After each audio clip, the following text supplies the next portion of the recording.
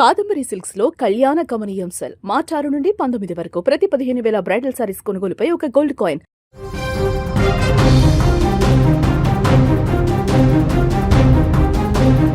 తెలుగువారి కొత్త సంవత్సరం ఉగాది పండుగ.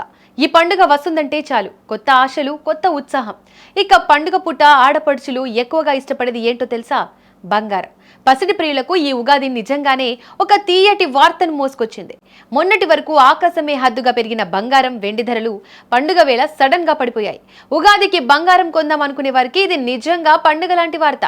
మరి ఈ రోజు రేట్లు ఎంత తగ్గాయి? తులం రేటు ఎంతుంది? అసలు పండుగ సీజన్లో ఈ ధరలు ఎందుకు తగ్గాయి? ఈ వీడియోలో క్లియర్ గా తెలుసుకుందాం. ముందుగా బంగారం ధరల విషయానికి వస్తే ఊహించని విధంగా మార్కెట్లో పసిడి ధరలు భారీగా కుప్పకూలాయి. ఏకంగా 2,780 మేర బంగారం ధర తగ్గడం సామాన్యులకు పెద్ద ఊరటాన్ని చెప్పాలి.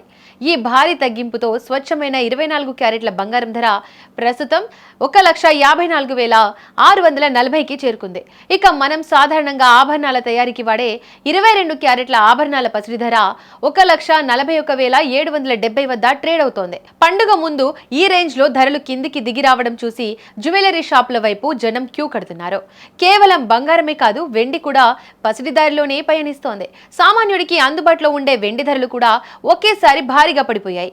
మార్కెట్ వర్గాలను ఆశ్చర్యపరుస్తూ ప్రస్తుతం మన హైదరాబాద్ మార్కెట్లో కిలో వెండి ధర సుమారుగా 2,75,000కు పడిపోయింది. ఉగాదికి పూజ గదిలోకి వెండి వస్తువులు లేదా పట్టీలు లాంటివి కొనాలనుకునే వారికి ఇది బెస్ట్ టైం అని మార్కెట్ నిపుణులు చెబుతున్నారు.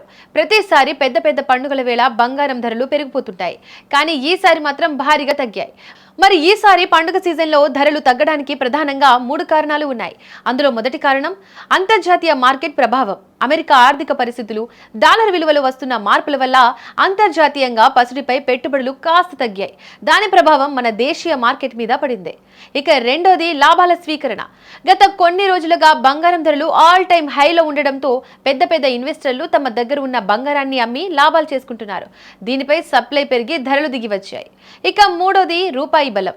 అంతర్జాతీయ మార్కెట్లో డాలర్తో పోలిస్తే మన రూపాయి విలువ కాస్త నిలకడగా ఉండడం కూడా ఇక్కడ ధరలు తగ్గడానికి ఒక కారణంగా చెప్పవచ్చు. సో చూసారు కదా, పండుగ పూట బంగారం, వెండి కొనుగోలు చేయాలనుకునే వారికి ఈ తగ్గిన ధరలు ఒక మంచి అవకాశం. అయితే మార్కెట్ ఎప్పుడూ ఒకేలా ఉండదు, మళ్ళీ పెరిగే ఛాన్స్ కూడా ఉంటుంది. కాబట్టి కొనే ఆలోచన ఉంటే త్వరపడడం మంచిది.